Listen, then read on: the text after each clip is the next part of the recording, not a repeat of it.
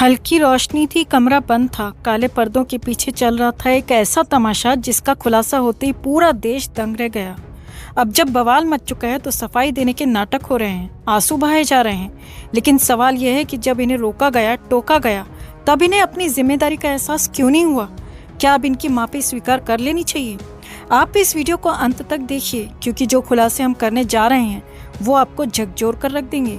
लेकिन उससे पहले हमारे चैनल से जुड़ जाइए, इस वीडियो को लाइक कर दीजिए और ज़्यादा से ज़्यादा लोगों तक शेयर कर दीजिए, क्योंकि ये सिर्फ एक शो का मुद्दा नहीं बल्कि समाज की मानसिकता को दर्शाने वाला एक विकृत सच है।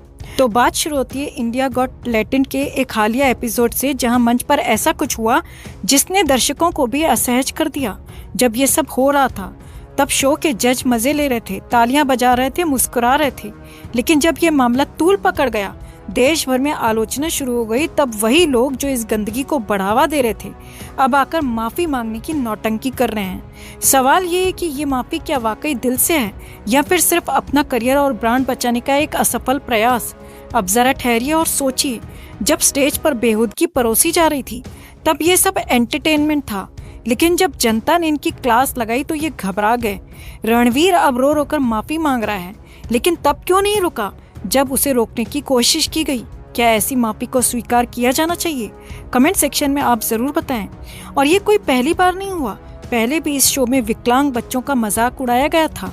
याद करिए, जब भारती सिंह और हर्ष लिम्बाचिया शो का हिस्सा थे और मंच पर एक डिसेबल्ड व्यक्ति था, तब किस तरह से समय रैना ने उस व्यक्ति की आंखों का मजाक उड़ाया था।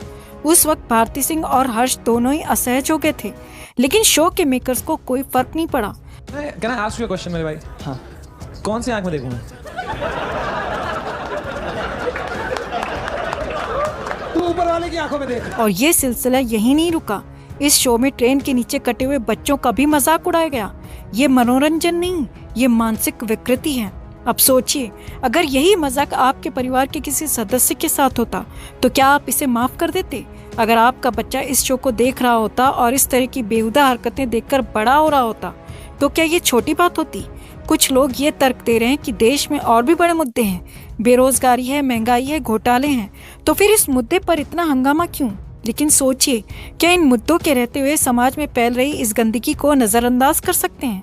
क्या सिर्फ इसीलिए कि देश में और समस्याएं हैं हम ये मान लें कि हमारे बच्चों के सामने बेहूदगी परोसी जाए और हम चुपचाप देखते रहें?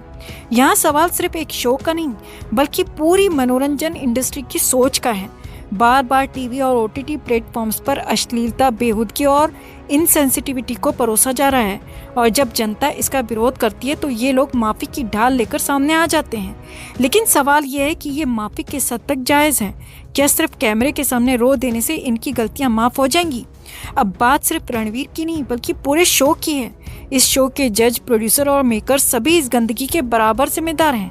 अब जब इनका पैसा, इनका ब्रांड खतरे में पड़ गया तो ये डैमेज कंट्रोल कर रहे हैं, लेकिन हम जनता कब तक इनकी नौटंकियों को बर्दाश्त करते रहेंगे?